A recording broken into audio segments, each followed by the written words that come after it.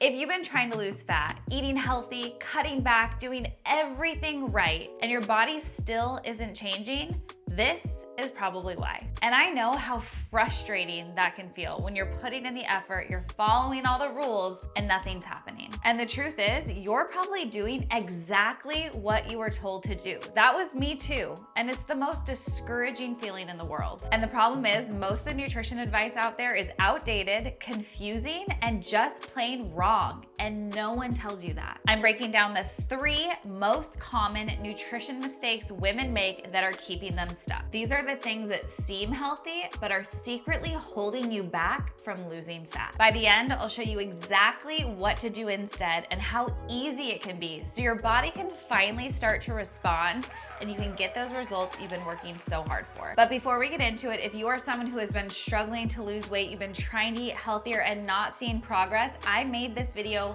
for you. Do me a favor, hit the like button. That tells me to make more videos like this and helps women all over the world find our community. And if you're new to my channel, be sure to subscribe so you don't miss any of my weekly videos helping you on your health and fitness journey. Plus, I do giveaways every single week for my subscribers. All you have to do is make sure you hit that big red button to subscribe and comment down below. Mistake number 1 is one I can say pretty confidently most women have made. I remember a time when I was struggling to lose weight where I was barely eating. I would go as long as I possibly could during the day and then have as little as I could just to get by. And I really thought that was gonna help me lose the weight. Mistake number 1 is eating too little without a plan. Diet culture has taught us tiny portions, minimal calories, and feeling starving all the time means you're doing it right, but it is so wrong. Well, it's true scientifically, we have to be in a caloric deficit to lose fat.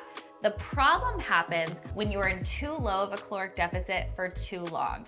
In my own experience and in thousands of women I've trained and talked to, I realized that most of us don't know how to be in a caloric deficit, and more importantly, don't know how or when to get out of it. If you've ever tried losing fat in a caloric deficit, you've likely tried to hit somewhere between 1,000 or 1,200 calories a day. And while that can work very short term, if you stay in that caloric deficit for too long, your body doesn't keep burning fat. It actually will adapt and start to survive. Basically, being in this extreme caloric deficit for several weeks to months will actually make your body go into what's called adaptive thermogenesis. So if at rest you used to burn 1,500 calories, you might only be burning 1,300 now. So while you think that extreme caloric deficit is actually helping you lose weight, there comes a point where you just get stuck. As women especially, we have to be so mindful of our hormones. And when you're in this extreme caloric deficit for too long, hormones like leptin that tell us we are satiated and full will start to drop, while our hunger hormones, ghrelin, will increase and those cravings become insane. If you're not in a healthy, sustainable caloric deficit with a plan to come out of it, you're going to end up losing a significant amount of muscle. You're gonna feel burned out, bloated, tired, fatigued, and likely gain any weight you lost right back. So how do you eat in a caloric deficit that's sustainable in a healthy way to lose fat and keep it off? Here's a couple easy ways. The first thing you should do is calculate your TDEE. That's your total daily energy expenditure. You can Google this, you can find free calculators online everywhere. I'll try to link to one for you in the comments down below too. But essentially, this is gonna tell you how many calories you need just to survive at rest. It'll also allow you to figure out how you can get into a healthy caloric deficit and how many calories you need. For most women, that's gonna be a 300 to 500 calorie deficit, somewhere between about 1,400 and 1,600 calories for a short period of time, bumped up a bit if we're talking more beyond 4 to 8 weeks. The second thing you need to do is make sure you are prioritizing protein at every meal. This is going to help you maintain muscle, which we need to burn fat. If you're just cutting calories across the board, you're gonna lose a significant amount of muscle, even in a healthy caloric deficit.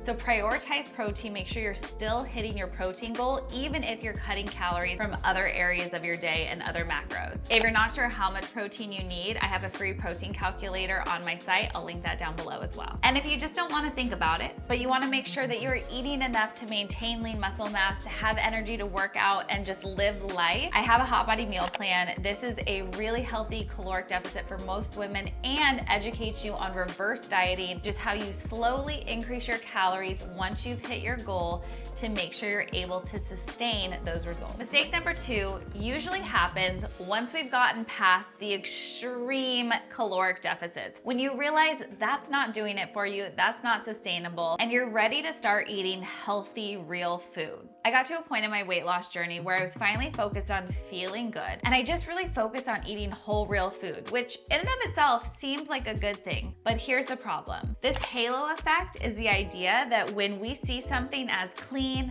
healthy, natural, we subconsciously start eating more of it because we think it's like calorie-free, but it's not. I was filling up on giant salads, shakes, smoothies, big nutritious breakfasts, and amazing dinners with all the healthy foods and pastas and everything, but I was gaining weight. I couldn't understand why I was still fat, even though I was eating so healthy. It just did not make sense to me. But what's crazy is there have been studies on this, and research shows that we as people underestimate calories by up to 50% when food is labeled healthy. That essentially means you could be eating double what your body actually needs just because you think it's good for you. The other problem is just because it's clean, healthy food doesn't mean it's low calorie. In fact, a lot of them are very calorically dense. Things like avocados and nut butters, while they're really good for us, we have to be mindful of how much we're actually eating and know what that looks like. Especially if you're at a point where you feel like you are eating super clean, you're eating super healthy, and nothing is changing.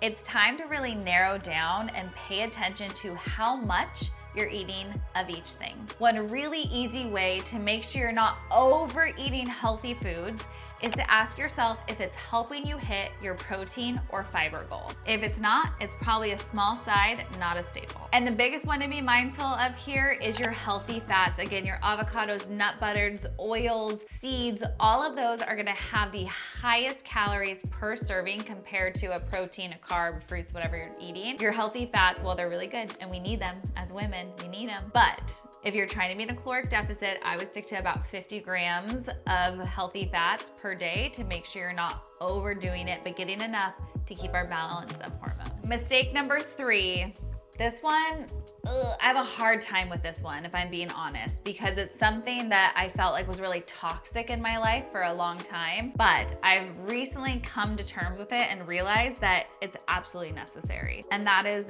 not tracking anything. For a long time, I felt like tracking my food, measuring it, weighing it, counting calories was really messing with my head. It was making me obsessive, and while that was true for a period of time, I've learned a lot since then, and instead of letting tracking feel like it was restricting me, I really embraced tracking as a way to empower me and allow me to finally take back control of my body. This is probably the most important thing you can do, even if it's just for a short period of time, to help finally bridge the gap, get rid of the second guessing, and allow you to have clarity on what your body needs to be in a healthy caloric deficit, to lose fat, and to be able to actually see results. Even just 1 to 2 weeks of intentional tracking can help build so much confidence. It will improve your accuracy and allow you to make healthier decisions for maintenance long term. I talked about the research that said that we underestimate our caloric intake by up to 50%, but here's the crazy thing. It also shows that we overestimate our protein and underestimate our carbs and fat. If those things are out of balance, it's no wonder